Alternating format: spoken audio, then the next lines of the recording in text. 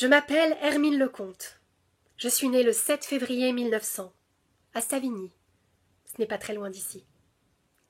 Je suis l'épouse de Clément Lecomte, mais tout le monde l'appelle par son second prénom, Jacques. Je suis d'un milieu modeste, des petites gens, comme on dit. Mon père était vannier, ma mère couturière. L'école, j'aimais ça. Et au dire de mon instituteur, j'étais même plutôt douée. Même qu'un jour, il est allé voir mes parents pour leur dire qu'il fallait que je poursuive mes études. Mon père lui a répondu « Sa mère est couturière, elle sera couturière !» Alors je suis devenue couturière. Mon mari est lui aussi d'un milieu modeste.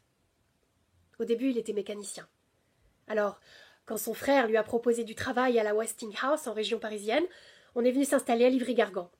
Mais quand je suis tombée enceinte de notre premier enfant, ma mère a dit qu'il était hors de question qu'elle accouche à Paris. Alors on est revenu s'installer au pays. Nous avons 4 enfants. Raymond, Jacqueline, Suzanne et notre petite dernière, Maryse. On s'est installé à Huim, un joli petit village d'Indre-et-Loire. Nous avons repris une épicerie qui venait de se libérer. Moi, je m'occupe de la boutique, et Jacques, des livraisons. J'avais gardé de l'école le goût de la lecture, alors j'ai fait un petit coin bibliothèque dans le magasin. La vie s'écoulait comme ça, paisible. Notre vie avait le goût du bonheur.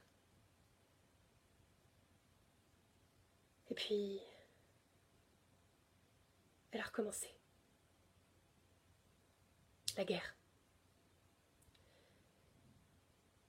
Elle avait déjà bouleversé nos existences, percuté nos innocences. Et elle était là, de nouveau. Ce que nous en savions, ce que nous découvrions nous effrayait pour eux, pour nous, pour les autres. Mais aussi, notre cœur grossissait de colère. Jacques, la guerre, il la sentait dans ses tripes. Il l'avait déjà faite à 19 ans. Chaque mort était comme un des siens. Et puis c'était plus fort que lui. Fallait toujours qu'il tende la main. Il est comme ça, mon Jacques. En plus de son travail, il était pompier volontaire. C'est comme ça qu'il est entré dans la résistance, dès le début de la guerre. J'étais terrorisée, mais à sa place, j'aurais fait pareil. Il me disait tout. Il me cachait rien. Je voulais tout savoir. Entre nous, c'est comme ça. Il est devenu membre de la résistance locale, connu sous le nom de Bureau des opérations aériennes, dit BOA, chargé de faire la liaison entre la résistance intérieure et la France libre. Il préparait des terrains d'aviation, occasionnels ou clandestins, pour le dépôt ou l'embarquement des passagers. Les avions venaient d'Angleterre, apportant du matériel ou des agents, et en échange, il ramenait des résistants à Londres. Les Allemands n'ont jamais rien vu. Le 3 mars 1944, à 7 heures du matin, 4 membres de la Gestapo se sont introduits dans la cuisine en brisant un carreau et en faisant jouer l'espagnolette de la fenêtre. On a entendu du bruit avec Jacques, on était dans la chambre. Alors on s'est levé, et à ce moment-là, 3 individus, armés de pistolets automatiques, ont fait irruption et nous ont tenus en respect avec leurs armes. Ils ont demandé à Jacques de décliner son identité, et sur sa réponse, ils lui ont dit de s'habiller à toute vitesse. Je lui ai donné des vêtements chauds. Le 4e était resté dans la cuisine et il faisait marcher le poste de radio. Et puis, ils l'ont fait monter dans une camionnette conduite par des Allemands et il a crié, il a dit « Ne t'inquiète pas, je vous aime. » Et ils l'ont emmené.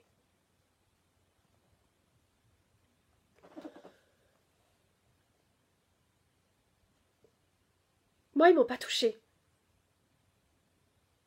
Ils sont partis en emmenant une motte de beurre. D'autres membres de la résistance ont été arrêtés en même temps, à Huim. Ils avaient déjà fusillé leur chef, Albert, le 19 janvier 1944, à son domicile. Et maintenant, c'était leur tour. Ils avaient tous été dénoncés par un traître, un collabo, un mauvais français. Alors j'ai pleuré, pleuré, pleuré, pleuré, pleuré, pleuré, pleuré, pleuré, jusqu'à ce que j'ai plus de larmes. Et puis, j'ai réfléchi. Une question cognait mes tempes.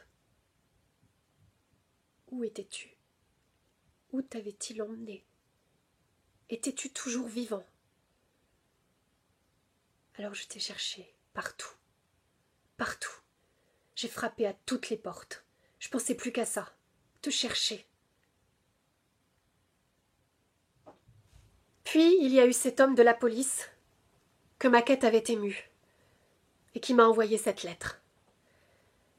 Il disait que tu avais été envoyé dans un premier temps à Auschwitz, comme par erreur, et que tu étais maintenant au camp de Buchenwald. Auschwitz? Buchenwald? Je tremblais. Ces noms, je les connaissais. Albert avait appris par un agent anglais qu'Auschwitz était l'antre de la mort. Un lieu d'extermination massive où les nazis laissaient libre cours à toute leur barbarie contre les juifs. Et Buchenwald était un camp de concentration horrible, aux conditions de vie atroces, où les prisonniers étaient traités pire que des bêtes, avec des conditions de travail pénibles, humiliés, battus, torturés, tués. Et c'est là-bas que t'étais à présent? Endurant ce que nul ici n'osait imaginer de peur de perdre l'esprit? C'est là-bas que tu étais, et moi, ici, loin de toi, seule? Avec les enfants, je pleurais. Je pleurais. Mais à quoi ça servait mes larmes, hein?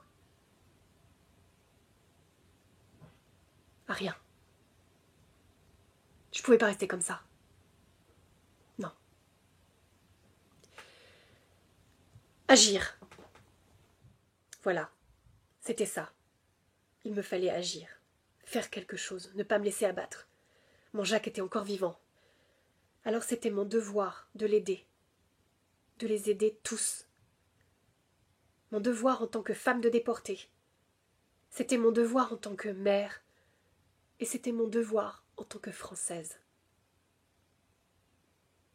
Alors je suis devenue un des premiers membres du comité de libération de Huim.